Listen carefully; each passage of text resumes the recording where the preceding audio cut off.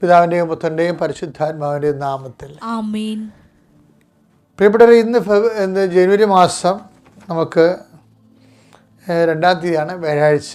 കർത്താവ് നിങ്ങളെ അനുഗ്രഹിക്കട്ടെ എന്ന് പ്രാർത്ഥിച്ചുകൊണ്ട് നമ്മൾക്ക് അനുഗ്രഹത്തിൻ്റെ പ്രാർത്ഥന ചെല്ലാം. എല്ലാവരും പ്രത്യക്ഷ പ്രാർത്ഥന. അമ്മേ പരിശുദ്ധമ്മേ, അമ്മേ പരിശുദ്ധമ്മേ, ദൈവമാതാവേ, അന്ന് അങ്ങ് കൃപാസനത്തിൽ പ്രത്യക്ഷപ്പെട്ട് വരാൻ പോകുന്ന മഹാദുരന്തത്തിൽ നിന്ന് രക്ഷപ്പെടാൻ എല്ലാവർക്കും വേണ്ടി പ്രാർത്ഥിക്കുവാനും ആവശ്യപ്പെട്ടിട്ട് 20 വർഷം തികയുന്ന ഈ വേളയിൽ കൃപാസനത്തിലൂടെ ഞങ്ങൾക്കും ഈ ദേശത്തിനും അങ്ങ് മധ്യസ്ഥം തേടി തന്ന എല്ലാ അനുഗ്രഹങ്ങൾക്കും കൃപകൾക്കും ഞങ്ങളിപ്പോൾ ഹൃദയം നിറഞ്ഞ നന്ദി പറയുന്നു. അമ്മേ പരിശുദ്ധമ്മേ, ജപമാല മാതാവേ, സകല കൃപാസനം പ്രാർത്ഥനയോടും ചേർത്ത് ഞങ്ങളിപ്പോൾ പ്രാർത്ഥിക്കുന്ന ഈ കുടുംബത്തിന്റെ പ്രത്യേക നിയോഗം. ഇന്നത്തെ പ്രാർത്ഥന ആവശ്യം പറ മക്കളെ.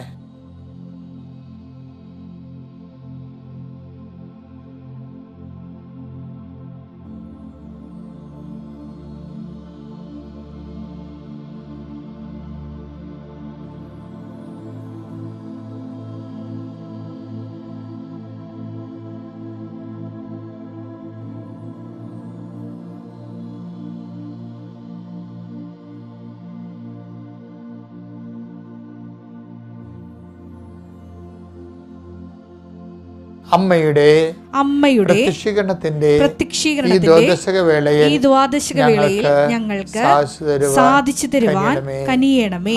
ആമേൻ. വിശ്വാസ പ്രമാണം. സർവശക്തനായ പിതാവും ആകാശത്തിന്റെയും ഭൂമിയുടെയും സൃഷ്ടാവുമായ ദൈവത്തിൽ ഞാൻ വിശ്വസിക്കുന്നു. അവിടുത്തെ ഏകപുത്രനും ഞങ്ങളുടെ കർത്താവുമായ ഈശോമിശിഹായിലും ഞാൻ വിശ്വസിക്കുന്നു.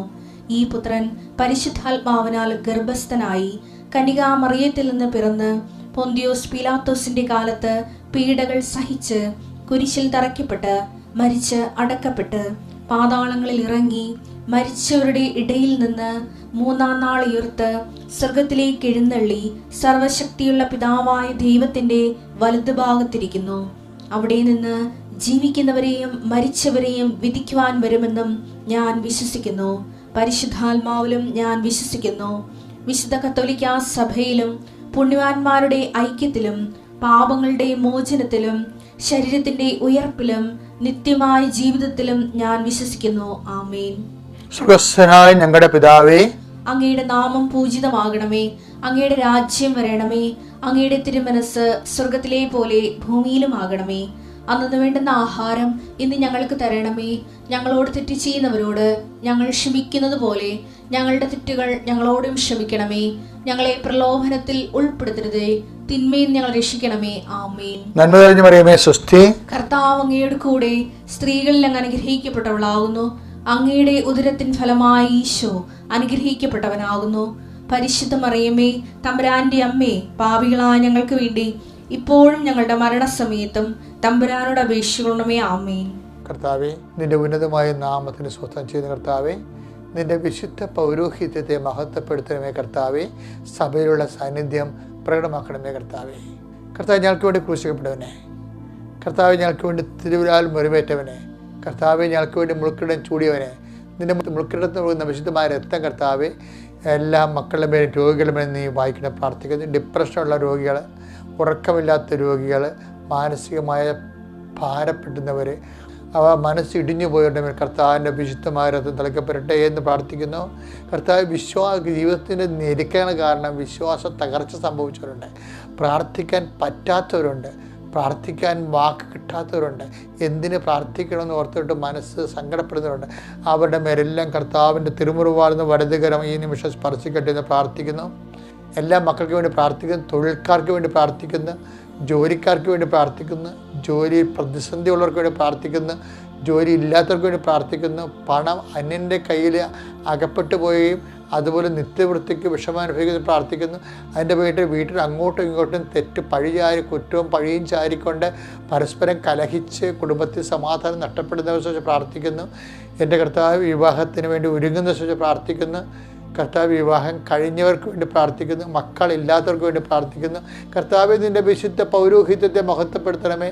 കർത്താവെ സഭയിലുള്ള സാന്നിധ്യം പ്രകടമാക്കണമേ. കർത്താവെ ഈ കാലഘട്ടങ്ങളിൽ നിന്നെ നാം വിളിച്ചപേക്ഷിക്കുന്ന മക്കൾ ലജ്ജിക്കുവാൻ ഇടയാക്കലെന്ന് പ്രാർത്ഥിക്കുന്നു. എൻ്റെ കർത്താവിൻ്റെ ഉന്നതമായ നാമത്തിൽ സഭയുടെ അധികാരത്തിൽ പുരുഷൻ്റെ അടയാളത്തിൽ കർത്താവ് എപ്പോഴും ഹൃദയത്തിൽ വേദന, എപ്പോഴും മനസ്സ് മുഖത്തും ആനതയൊക്കെ ആയിട്ട് നടക്കുന്നവരുണ്ട് ഈശോയെ. അവരെല്ലാം കുറിച്ച് പ്രാർത്ഥിക്കുന്നു. കർത്താവ് ഇങ്ങനെ കുടുംബത്തിൽ ഇങ്ങനെ ഓരോ രീതിയിൽ കുടുംബത്തിലൂടെ കയറാൻ പറ്റണില്ല, എങ്ങനെയെങ്കിലും ചാടി പുറത്തു പോയാൽ മതി, എവിടെയെങ്കിലും ഇപ്പോൾ തുരഞ്ഞാൽ മതി എന്നൊക്കെ വിചാരിച്ചുകൊണ്ട് വല്ലാത്ത ഭാരം അനുഭവിക്കുന്നവരുണ്ട് കർത്താവ്. എപ്പോഴും നെഗറ്റീവ് ചിന്ത, സാമ്പത്തിക ബാധ്യത കൊണ്ടും കുടുംബത്തിലെ കലഹങ്ങൾ കൊണ്ടും ജീവിതത്തിൽ ഒരിടത്തും എത്തിയിട്ടില്ലെന്നുള്ള സങ്കടങ്ങൾ കൊണ്ടും എപ്പോഴും മോശമാരകമായ ചിന്തകളാൽ കൊണ്ട് കർത്താവ് വിഷമിക്കുന്നവരുണ്ട് ഈശോയെ. അവരെല്ലാം സമർപ്പിച്ച് പ്രാർത്ഥിക്കുന്നു. എൻ്റെ കർത്താവിൻ്റെ ഉന്നതമായ നാമത്തിൽ സഭയുടെ അധികാരത്തിൽ പുരുഷൻ്റെ അടയാളത്തിൽ ഓരോരോ ജീവിത ലക്ഷ്യങ്ങൾക്ക് വേണ്ടി നിസ്തദ്രമായിട്ട് കർത്താവ് ജാഗ്രതയോടെ കർത്താവെ മുന്നേറുന്ന വ്യക്തികളെ കുറിച്ച് പ്രാർത്ഥിക്കുന്നു. അവരെല്ലാം നീ ഏറ്റെടുക്കണമെന്ന് പ്രാർത്ഥിക്കുകയും മക്കളെ വളർത്തി ഉള്ളത് കൊണ്ട് പറ്റുന്ന പോലെയൊക്കെ മക്കളെ വളർത്തിയെങ്കിലും മക്കൾ വളർന്നു വന്നപ്പോൾ മാതാപിതാക്കന്മാർ അംഗീകരിക്കാത്ത അവരെ കൊച്ചാക്കുകയും അതുപോലെ അവർ ചെയ്തതിനെ അവഗണിക്കുകയും ചെയ്തിട്ടുണ്ട്. സങ്കടങ്ങൾ സഹിക്കാൻ പറ്റാത്ത വേദന അനുഭവിക്കുന്ന മാതാപിതാക്കന്മാരുണ്ട് ഈശോയെ. ഭവനരഹിതരുണ്ട് ഈശോയെ. ഭവനമില്ലാത്തവർ, ഉള്ള ഭവനത്തിൻ്റെ പണി പൂർത്തി നിർത്തിക്കളഞ്ഞവർ, ഇനി 5 പൈസ കാലം അവരോടൊന്നും കിട്ടാൻ നിവൃത്തിയില്ലാതെ എങ്ങനെ ഇനി ജീവിക്കുമെന്ന് പറഞ്ഞ് വിഷമിക്കുന്നവരുണ്ട് ഈശോ. ഇങ്ങനെ ഓരോരോ തരത്തിൽ വിവാഹം കഴിച്ചതിന് ശേഷം കർത്താവ് അവിടെ ജീവിക്കാൻ പാടില്ല, നിവൃത്തിയില്ലാതെ സ്വന്തം വീട്ടിലോട്ട് ഒളിച്ചോടി വന്ന് താമസിക്കുന്നവരുണ്ട് ഈശോയെ. അവരെല്ലാവരെയും സന്ധിച്ച് പ്രാർത്ഥിക്കുന്ന ഈശോയെ. എല്ലാം മാറ്റാൻ അങ്ങേക്ക് അരനാഴിക നേരം പോലും വേണ്ട കർത്താവ്, 1/2 സെക്കൻഡ് മതി.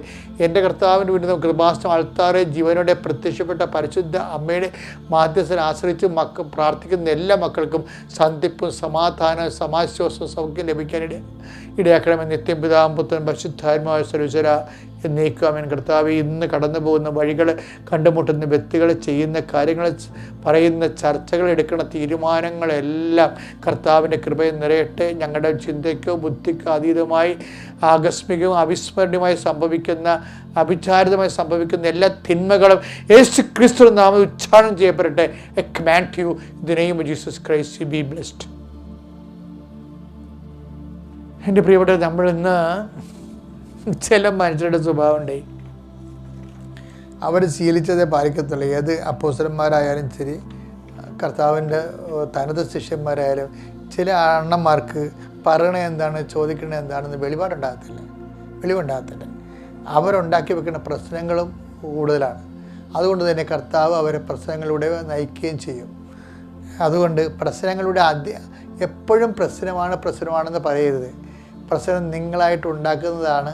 നിങ്ങളുടെ സ്വഭാവം കർത്താവിൻ്റെ കൃപയിൽ ആർജിക്കുന്ന രീതിയിലേക്ക് ക്രമീകരിക്കപ്പെടാൻ വേണ്ടി എപ്പോഴും ഇഷ്യൂ ആകണം. ചിലയിടത്ത് ഇഷ്യൂ ആക്കാതിരിക്കാം, പക്ഷെ നമ്മളെ പ്രശ്നക്കാർ ചെല്ലുമ്പോൾ അത് ഇഷ്യൂ ആകും. ഇപ്പം ഈശോ ജെറുസലേമിലേക്ക് നിന്ന് പോകുന്നൊരു സംഭവമില്ലേ? ഈശോ ജെറുസലേമിലേക്ക് നിന്ന്, അതായത് നമുക്ക് പറയാമല്ലോ, വിശുദ്ധ ലൂക്കായുടെ സുവിശേഷം ഇല്ലേ, 9-ാം അധ്യായം 53 വചനങ്ങളുണ്ട്. ലൂക്ക 9:53-54. വിശുദ്ധ ലൂക്കായുടെ സുവിശേഷം 9-ാം അധ്യായം 53-54 വചനങ്ങൾ. അവൻ ജെറുസലേമിലേക്ക് പോവുകയായിരുന്നത് കൊണ്ട് അവർ അവനെ സ്വീകരിച്ചില്ല. ആരാണ്? സമറിയക്കാര്. സമറിയയിലൂടെയാണ് ജെറുസലേമിലേക്ക് പോകുന്നത്. അപ്പൊ കർത്താവ് ശിഷ്യന്മാരെ അത്താഴത്തിനുള്ള കാര്യങ്ങൾ ക്രമീകരിക്കാനും വിശ്രമിക്കാനുള്ള സ്ഥലം സജ്ജമാക്കാൻ വേണ്ടി സമറിയയിലോട്ട് വിട്ടതാണ്. ഇവർക്കൊരു കുഴപ്പമുണ്ട്. കുഴപ്പക്കാർ ചെല്ലുമ്പോൾ എപ്പോഴും കുഴപ്പം ഉണ്ടായിക്കൊണ്ടിരിക്കും. അവിടെ ചെന്നപ്പോൾ സമറിയക്കാർ ഇവരോട് ചോദിച്ചു, നിങ്ങളെവിടെ പോകണമെന്ന് ചോദിച്ചു. അപ്പോൾ ഞങ്ങളുടെ ഗുരു ജെറുസലേമിലേക്ക് പോവുകയാണ്. അപ്പം തന്നെ പണിയായി. എന്ത് സംഭവിച്ചു കഴിഞ്ഞാൽ സമറിയക്കാർ ജെറുസലേം അംഗീകരിക്കണില്ല.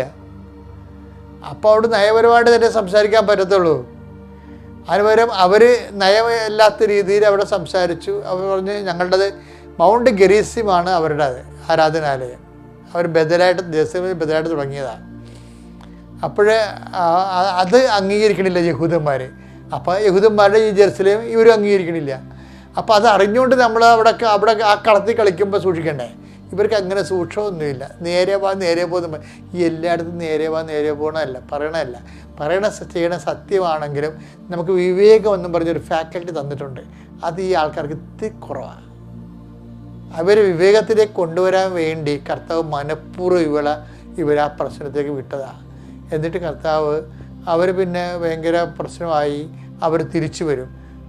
സമരക്കാർ പറയും നിങ്ങളുടെ കൈയും കാലും ഞാൻ വിട്ടു എന്ന് പറയും. അതോടുകൂടി ഇവർ പറയും ഞങ്ങൾ കടൽ മീതെ നടന്ന കർത്താവിൻ്റെ ശിഷ്യന്മാരാണ്, കാനായി വെള്ളം വീഞ്ഞാക്കിയ കർത്താവിൻ്റെ ശിഷ്യന്മാരാണ്. അപ്പോൾ കർത്താവിനെ കൊണ്ട് ഗമയടിച്ചായി കക്ഷികൾ അവിടെ ചെന്നത്. പക്ഷേ അവിടെ വിലപ്പോയില്ല. കാര്യം എന്താണ്? യേശു നമുക്ക് ഗമയടിക്കാനുള്ള ആളല്ല.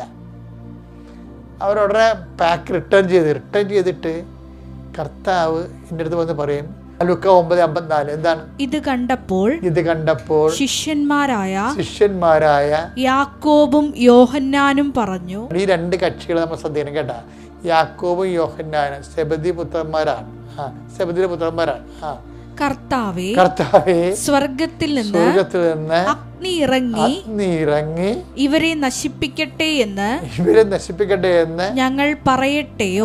ഞങ്ങൾ, അതായത് കർത്താവിൻ്റെ അധികാരമില്ലേ, അത് ഇവർക്ക് കിട്ടിയിട്ട് എന്തിനാണ്? മറ്റുള്ളവരുടെ നാശത്തിന് വേണ്ടി ഉപയോഗിക്കാൻ വേണ്ടിയാണ്. അപ്പോൾ കർത്താവ് പറഞ്ഞൊരു വാക്കുണ്ട്, വാട്ട് സ്പിരിറ്റ്. എൻ്റെ ബൈബിളിൽ എനിക്ക് ഏറ്റവും ഇഷ്ടപ്പെട്ട വാക്കാണിത്, വാട്ട് സ്പിരിറ്റ് ലീഡ്സ് യു. ചില അണ്ണന്മാരുടെ പ്രാർത്ഥന എന്ന് പറയുന്നത് അവരുടെ ഈഗോ, അവരുടെ എസ്റ്റീം, അവരുടെ അഭിമാനം മാത്രം സംരക്ഷിക്കാൻ വേണ്ടി ദൈവത്തിനെ വരെ അവർ ചാരി നിൽക്കും. ദൈവത്തിന് ചാരി നിൽക്കുന്ന ഉദ്ദേശം എന്താണ്? സ്വന്തം അഭിമാനം സംരക്ഷിക്കാൻ വേണ്ടിയാണ്, അല്ലെങ്കിൽ അവരുടെ അഹങ്കാരം സമർപ്പിക്കാൻ വേണ്ടി ആണ് അവരിങ്ങനെ ആത്മീയതയെ വരെ ഉപയോഗിക്കുന്നത്. അങ്ങനെ ഉണ്ട്. അപ്പം അവരോട് ഈശോ ചോദിക്കുന്നത്, എന്ത് അരൂപിയാണ് നിങ്ങൾക്കുള്ളതെന്ന് നിങ്ങൾക്ക് തന്നെ അറിയത്തില്ല, എന്താണ് ചോദിക്കണത് നിങ്ങൾക്ക് അറിയത്തില്ലെന്ന്. ഇവർക്ക് ഈ പരിപാടി ഇപ്പം തുടങ്ങിയതല്ല. ഇവരുടെ ബൈബിളിലൊക്കെ എടുത്തു കഴിഞ്ഞാൽ ഈ കക്ഷികൾ യാക്കോബും യോഹന്നാനും ഇനിയും ഇതുപോലെയുള്ള സിറ്റുവേഷൻ ക്രിയേറ്റ് ചെയ്യുന്നുണ്ട്. അത് വെച്ചാൽ വായിക്കണമെങ്കിൽ നമ്മൾ മർക്കോസിൻ്റെ 10:35 വായിച്ചേ. സെബദി പുത്രന്മാരായ യാക്കോബും യോഹന്നാനും അവനെ സമീപിച്ച് ഈശോനെ സമീപിച്ച് അപേക്ഷിച്ചു, ഗുരു, ഞങ്ങൾ അങ്ങയോട് അപേക്ഷിക്കുന്നത്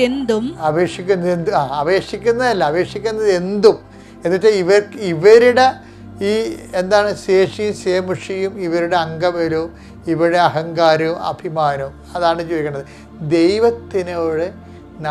ദൈവത്തിനത് നിരക്കാത്തതാണെങ്കിൽ പോലും ഇവർക്കത് അവരുടെ എസ്റ്റീം വർദ്ധിക്കുമെങ്കിൽ അവരത് പ്രാർത്ഥനയുടെ വിഷയമാക്കും. ഭയങ്കര പാടാണ് ഈ യാക്കോബിനെ യോഹന്നാനെ ട്രെയിൻ ചെയ്യാൻ, ഭയങ്കര പാടാണ് ഈശോയ്ക്ക്. അതുകൊണ്ടാണ് ഇവരെ സമറിയയിലൊക്കെ പറഞ്ഞു വിട്ടത്. അവർ ട്രെയിൻ ചെയ്യാം. അതായത് നമ്മൾ ചെന്ന് പലയിടത്ത് പോയിട്ട് ചിലയിടത്ത് നമ്മുടെ അഭ്യാസങ്ങൾ ഏക്കത്തില്ല. അപ്പം നമ്മൾ എളിമപ്പെടേണ്ടി വരും. അപ്പം അത് പ്രാക്ടിക്കൽ പോയിൻ്റാണ്. ശിഷ്യത്വത്തിൻ്റെ പണിശാലയിൽ കർത്താവ് ചില പ്രായോഗികമായിട്ടുള്ള ചില ക്ലാസ്സുകളും കൊടുത്തതിൻ്റെ ഒരു ഡെമോൺസ്ട്രേഷനാണ് ഈ സമറിയയിൽ കഴിഞ്ഞത്. ഇപ്പം എന്താന്ന് നോക്കിയേ, ഗുരു, ഞങ്ങൾ അങ്ങയോട് അപേക്ഷിക്കുന്നത് എന്തും ഞങ്ങൾക്ക് ചെയ്തു തരണമെന്ന് ഞങ്ങൾ ആഗ്രഹിക്കുന്നു. എന്നെ അനുഗമിക്കാൻ ആഗ്രഹിക്കുന്ന, സ്വയം പരിത്യജിക്കാൻ പറയുന്ന ആടിനോടാണ് ഇവര് കുരിശല്ലാത്ത പല കാര്യങ്ങളും അന്വേഷിക്കുന്നത്. അപ്പോൾ ഇവർക്ക് ദൈവത്തെ കാണുമ്പോൾ എന്തും ചോദിക്കുക എന്നുള്ളൊരു ധാരണ ഇവ ഉണ്ടാക്കിയത് ഈ അപ്പോസ്തലന്മാർ തന്നെയാണ് ഉണ്ടാക്കിയത്. കർത്താവ് അതിന് മറുപടികളൊക്കെ ഉണ്ട്. മറുപടി എന്താ പറയണത്? മർക്കോസ് 10:38 യേശു പ്രതിവചിച്ചു, നിങ്ങൾ ആവശ്യപ്പെടുന്നത് എന്താണെന്ന് നിങ്ങൾ അറിയുന്നില്ല.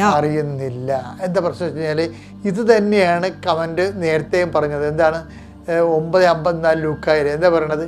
നിങ്ങൾ എന്തരൂപിയാളാണ് നയിക്കപ്പെടുന്നതെന്ന് നിങ്ങൾക്കറിയത്തില്ല. ഇവിടെ എന്താ പറയണത്? നിങ്ങൾ ആവശ്യപ്പെടുന്നത് എന്താണെന്ന് നിങ്ങൾക്കറിയത്തില്ല. അതായത് പ്രാർത്ഥിക്കണത് എന്താണെന്ന് അറിയാതെ ഇരുന്ന ആ പ്രാർത്ഥന ഒരിക്കലും ഫലിക്കത്തില്ല. പല പ്രാർത്ഥനകളും നിങ്ങളുടെ ഫലിക്കാത്തത് ആ പ്രാർത്ഥന ദൈവം എങ്ങനെ കാണുന്നു എന്നറിയാത്തതാണ്. അതുകൊണ്ട് എല്ലാ പ്രാർത്ഥനയും കേൾക്കും, പക്ഷേ ദൈവത്തിൽ നിരക്കുന്ന പ്രാർത്ഥനകൾ, നിങ്ങളെക്കുറിച്ചുള്ള ദൈവഹിതമായിരിക്കണം പ്രാർത്ഥിക്കേണ്ടത്. അതുകൊണ്ടാണ് കർത്താവ് പ്രാർത്ഥിക്കാൻ പഠിപ്പിച്ചപ്പോൾ അങ്ങയുടെ നാമം പൂജിതമാകണമേ, അങ്ങയുടെ രാജ്യം വരണമേ, അങ്ങയുടെ തിരുമനസ് സ്വർഗത്തിലെ പോലെ ഭൂമിയിലുമാകണം. നിങ്ങൾക്ക് പറയാനുള്ളത് പറയാം, എങ്കിലും എൻ്റെ ഹിതമല്ല അങ്ങയുടെ ഇഷ്ടം നിറവേറട്ടെ പറയാനുള്ള ധൈര്യം ഉണ്ടെങ്കിൽ മാത്രമേ ആധ്യാത്മിക മേഖലയിൽ നമുക്ക് ഉയരാൻ പറ്റത്തുള്ളൂ. ദൈവം നിങ്ങൾ അനുഗ്രഹിക്കട്ടെ. Praise the lord. അത്യപൂർവ ദൈവാനുഭവങ്ങൾ ഇനി നിങ്ങൾക്കും സ്വന്തം. ഈ യൂട്യൂബ് ചാനൽ ഇതുവരെ സബ്സ്ക്രൈബ് ചെയ്തിട്ടില്ലെങ്കിൽ ഇപ്പോൾ തന്നെ സബ്സ്ക്രൈബ് ചെയ്യുക. ഈ വീഡിയോ ഇപ്പോൾ തന്നെ നിങ്ങളുടെ സുഹൃത്തുക്കൾക്ക് ഷെയർ ചെയ്തുകൊണ്ട് കർത്താവിൻ്റെ പ്രേക്ഷിതരാകുക.